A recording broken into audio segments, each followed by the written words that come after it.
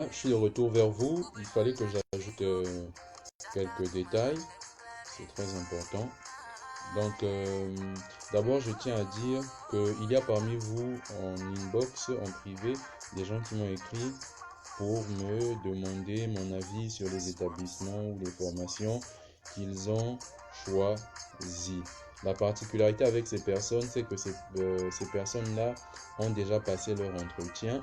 Leur dossier a déjà été validé, ils ont passé leur entretien et là, ils attendent les réponses des établissements. Là, ça reviendrait un peu à faire le médecin après la mort. Vous auriez dû me consulter avant de valider vos dossiers si vous teniez vraiment à avoir un avis sur la question. Maintenant que vous avez déjà passé votre entretien, que votre dossier il a déjà été validé, moi je ne peux plus rien faire. Je ne veux pas forcément vous donner mon avis parce que ça ne servirait pas à grand chose, ça vous troublerait plus qu'autre chose. Donc voilà, je ne me donnerai pas le droit de vous donner mon avis. Si vous avez déjà choisi vos établissements et si vous avez déjà tout validé, vous avez tout bouclé, vous avez déjà même passé votre entretien, ça ne servirait strictement à rien. Donc comprenez-moi un peu. Voilà. Tout à l'heure en off, j'ai eu quelques idées qui me sont venues. J'aimerais aussi les partager avec vous parce que c'est très très important. Ouais. Pourquoi certaines réponses tardent, durent? En généralement, quand on veut vous refuser, ça se fait assez rapidement. Si la réponse tarde, c'est quand même bon signe. Pas toujours, mais c'est quand même bon signe. Parce qu'un refus en général, dès qu'il voit votre dossier, s'il ne correspond pas, bim, tout de suite, vous avez votre refus. Ils ne calculent même pas. Et donc, ils le font systématiquement. Donc, si votre dossier ne cadre pas avec leurs attentes, automatiquement vous êtes disqualifié. Par contre, ils vont se retrouver avec d'autres dossiers qui cadrent à leurs attentes. Et du coup, ils vont avoir mal à la tête parce que vous êtes nombreux à correspondre, à avoir de bons dossiers, mais ils ont par exemple très peu de place. Donc, il y a un casse-tête qui s'installe.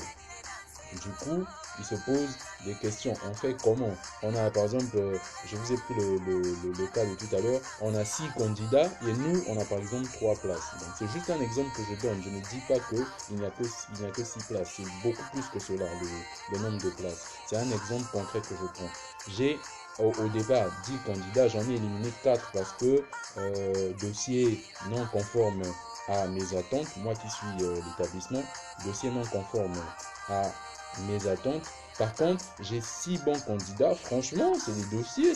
Franchement, c'est du lourd. Hein. C'est du lourd quand je vois les 6 dossiers. C'est du lourd, mais je n'ai que 3 places, les gars, les go. Je fais comment? Donc, je vais me mettre à réfléchir. Je prends qui? J'élimine qui? Et certaines écoles peuvent se dire, tiens, ce qu'on va faire, c'est que on va choisir les 3 dont nous avons besoin. On n'a pas le choix. On est obligé de pouvoir choisir. On est obligé de choisir les 3 dont nous avons besoin parce que nous n'avons que 3 places disponibles dans notre établissement. Par contre, on a 6 bons dossiers et les 6, on pourrait les prendre s'il y avait 6 places. Parce que franchement, c'est des dossiers qui envoient du lourd. C'est des dossiers qui sont vraiment costauds, consistants, des dossiers solides, des dossiers cohérents, bonnes notes et tout ça là. Ils correspondent à nos critères. Donc nous, on en prend 3. Par contre, les 3 que nous n'allons pas prendre, au lieu de les décevoir tout de suite, on va faire une espèce de liste d'attente. Voilà les gars. Donc paniquez pas. Les gars, les go, soyez calme. Just stay calm. Keep cool. Donc, il peut y avoir dans la sélection finale un système de liste d'attente. Donc, comme ils savent que votre dossier est bon, ils ne veulent pas vous donner de refus tout de suite. Pourquoi? Parce qu'ils se disent que ils pourront peut-être avoir la possibilité de vous repêcher. Donc, il y a un système de liste d'attente et de repêchage. Parce que venez-vous, je vous ai dit, ne soyez pas paniqués quand vous aurez des réponses. Ils savent très bien que certains étudiants,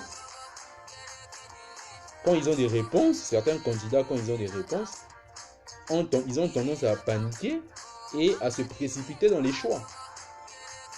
Imaginez que par exemple, parmi les 3 qu'ils ont pris,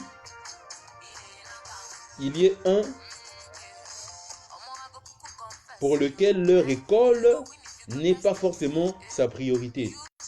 Ce gars-là qui a été sélectionné là, pour lui, cette école-là n'était pas une priorité. Lui, il a eu une autre école qui était prioritaire. Et dans son choix, il a préféré refuser cette école qu'il a pourtant acceptée pour aller vers son choix prioritaire. Donc, l'école dont je vous parle là se retrouve, au lieu d'avoir 3 personnes qu'ils ont choisies, se retrouve qu'avec 2 personnes qui ont accepté. Donc, il y a une place de plus qui se libère. Eh oui. Think. Réfléchissez, les gars, les go. Réfléchissez, réfléchissons. Un peu du jote. Et là, dans ce cas, on se dit que nous, on a 3 personnes, on a 3 bons dossiers qu'on avait mis de côté. Donc, on va aller prendre un gars là-bas ou une go qu'on va repêcher et qu'on va mettre. Et c'est comme ça que certaines acceptations peuvent arriver tard. Parce que les écoles aussi ont une date limite où ils doivent vous donner une réponse parce que vous devez être fixé, vous avez un voyage à préparer, vous avez certains préparatifs à faire, vous avez un visa à les demander, vous avez un rendez-vous pour votre visa à prendre au préalable, bien en avance. Donc eux aussi, ils ont une date pour vous répondre. Certaines écoles ne vont pas se précipiter à vous répondre parce qu'ils savent qu'ils ont encore du temps pour vous répondre. Donc quelquefois, un retard de réponse signifie peut-être, pas toujours, hein, mais ça signifie peut-être que votre dossier est intéressant et qu'ils ont l'embarras du choix. Ils sont en train de se casser la tête, ils ont l'embarras du choix, ils ne savent pas quoi faire. Exemple banal de la vie courante. L'ego, vous savez, vous avez des mecs qui vous draguent. Il y a des gars là dans le quartier, vous avez 3-4 gars qui vous draguent.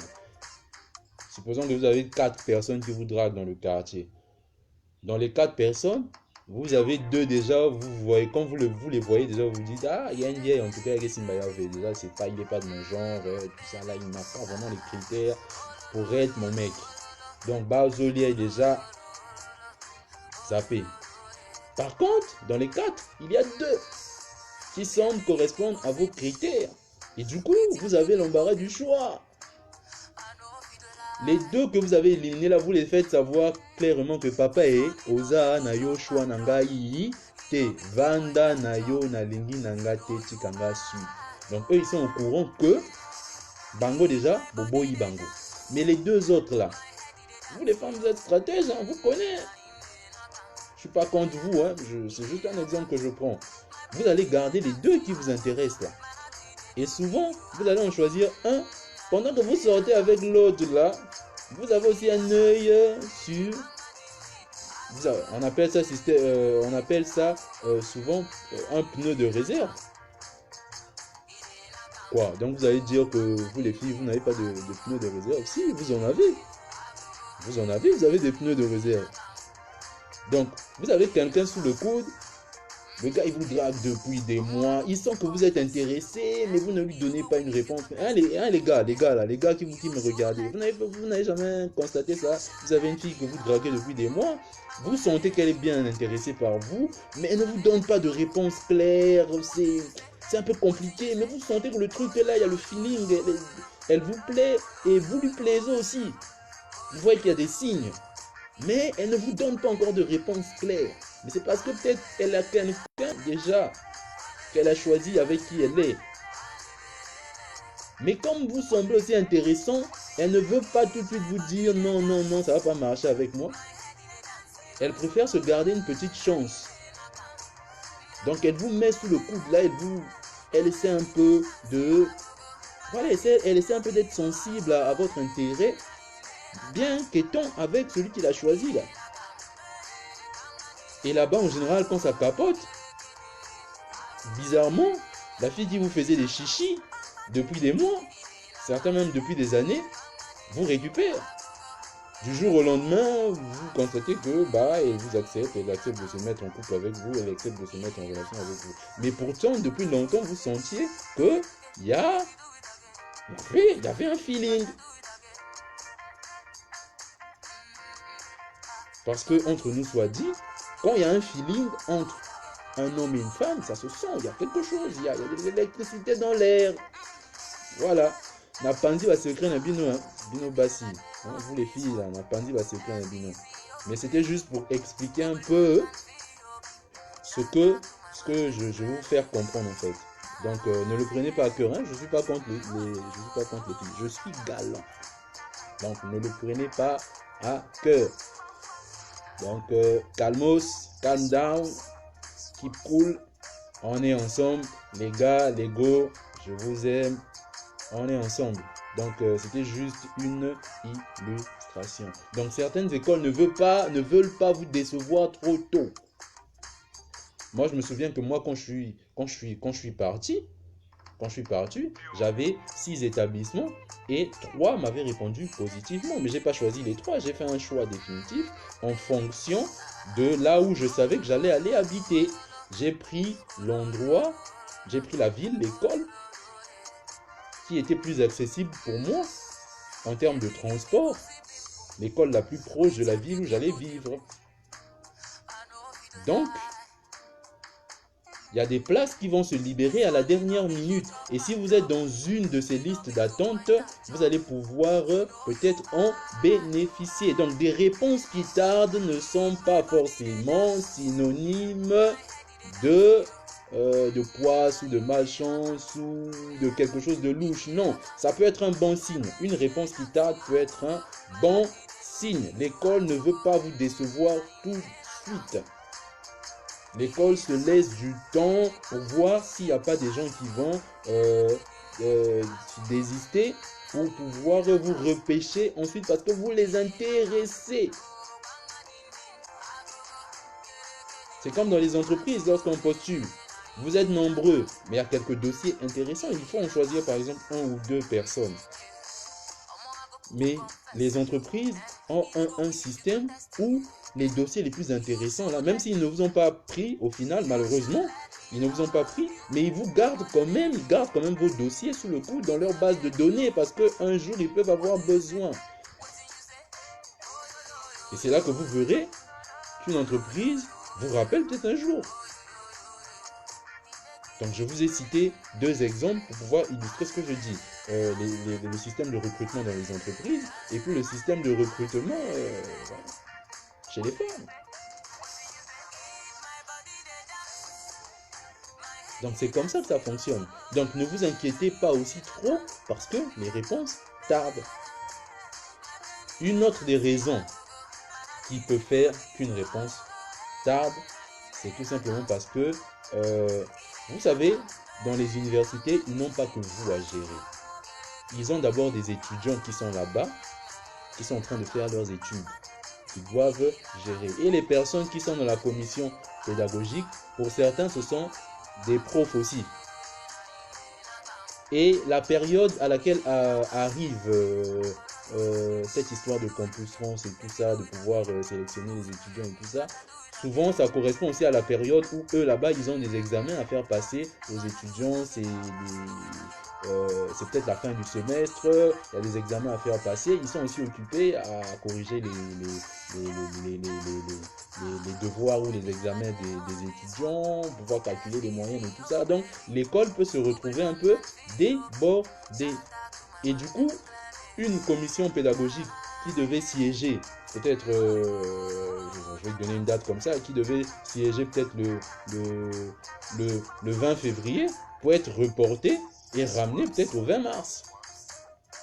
Et ça aussi, ça peut causer des retards. Je vous ai dit que c'est une commission pédagogique qui siège.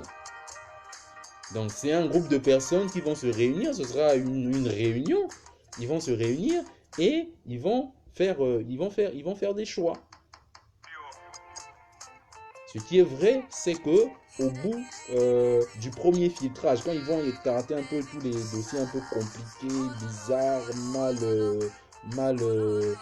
mal faits, tous les dossiers incohérents et tout ça là, il va rester des bons dossiers. Et peut-être que vous serez parmi ces bons dossiers là. Et à la fin, ils vont faire un choix définitif. Donc ne vous découragez pas trop vite. Bolanda biyoka yokate. Parce que mon inga a eu acceptation, yokuna, comme paniquer, bandi, jalousie, banini. Non, non, non, non, non. Ne paniquez pas.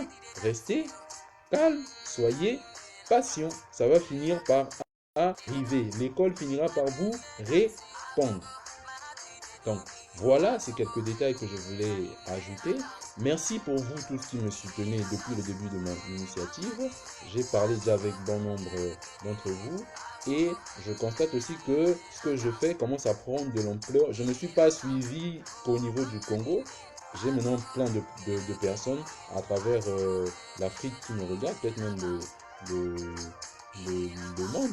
Parce qu'il y a même des gens qui sont au Canada qui m'écrivent maintenant, même des Blancs qui m'écrivent. Donc, voilà, c'est aussi cela mon but, c'est de pouvoir rendre tout cela accessible aux Africains et puis à l'extérieur. Donc, merci à vous. Sans vous, je n'aurais peut-être pas pu atteindre cela.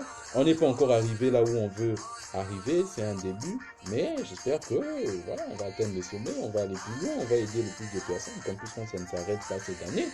L'année prochaine, il y aura une autre campagne, il y aura une autre session qui sera lancée. Et chaque année, on va avec vous, avec votre appui, avec votre aide, on va aider plusieurs étudiants africains. On va se rendre utile. Voilà. On n'est pas venu sur Terre pour cirer les bancs. On est venu sur Terre pour contribuer, pour répondre aux besoins de l'humanité. On doit se rendre utile, avoir une vie productive, une vie qui produit du fruit. Il faut que quelqu'un dise de vous un jour que je veux être comme un tel. Ce gars-là, il m'inspire. Je veux faire comme lui. Je veux être comme lui. Vous devez atteindre ou chercher à atteindre ce niveau de vie-là où vous inspirez les gens aussi. Voilà. Donc, essayons d'être des sources d'inspiration dans la jeunesse congolaise. Pour une fois qu'on ne parle pas d'aller draguer les filles, pour une fois qu'on ne parle pas d'aller dans les boîtes de nuit, pour une fois qu'on ne parle pas d'aller boire des bières, pour une fois qu'on ne parle pas d'aller fumer du chanvre, pour une fois qu'on ne parle pas d'aller fumer de la chicha, c'est une très bonne chose. Donc soutenons cette initiative, elle est pour vous. Moi j'aurais pu garder ma connaissance pour moi, je l'ai toujours dit, mais je m'expose. Il y a des gens même pour mettre une photo d'eux sur leur profil Facebook, c'est tout un problème parce qu'on respecte ça, c'est leur décision, on respecte cela. Il y a des gens qui ont décidé de vivre cachés, donc c'est pour vous dire que pouvoir s'afficher comme ça devant une caméra, c'est pas du tout facile. Je suis exposé, je m'expose et je le fais pour vous, pour que vous réussissiez, pour que vous alliez de l'avant et que pour que vous aussi, vous pouvez en inspirer d'autres. Pour que vous aussi, vous puissiez inspirer d'autres personnes. C'est une chaîne, c'est un relais qu'on est en train de faire. Donc, n'hésitez pas à vous abonner massivement à la page Facebook d'Estime Utiliste. N'hésitez pas à vous abonner sur la chaîne YouTube. Commentez, donnez votre avis. Des fois, vous n'êtes pas d'accord avec ce que je dis, mais j'aimerais avoir votre feedback, j'aimerais avoir des retours sur ce qu'il faut améliorer. Je sais que tout n'est pas parfait. Vous n'allez pas me faire croire que tout est parfait dans ce que je fais. Il y a forcément des erreurs, il y a forcément des choses. Faites des remarques. Je plains un peu le fait que, bon, certaines personnes regardent les vidéos, ne réagissent pas, ne disent rien et tout ça. Ils regardent, ils viennent, ils consomment et puis ils s'en vont. Je suis pas très à l'aise avec cette mentalité de consommateur où on vient juste consommer ce que les autres ont produit. Voilà, on doit contribuer aussi à quelque chose. Donc voilà un peu. Merci pour vous tous qui me soutenez. Je vous connais, hein. Je vous connais, je ne vais pas citer les noms. En tout cas, merci beaucoup. Ça me va droit au cœur. Vous êtes là, vous êtes des anciens. Vous êtes là depuis le début de l'aventure. Et ça, merci beaucoup. On est ensemble. Voilà. Je vous dis à la prochaine. Prochaine fois que j'aurai une autre inspiration, que j'aurai d'autres idées à partager avec vous. On est ensemble. Salut, portez-vous bien. Ciao, ciao. with my baby, oh. What do you say? What do you say?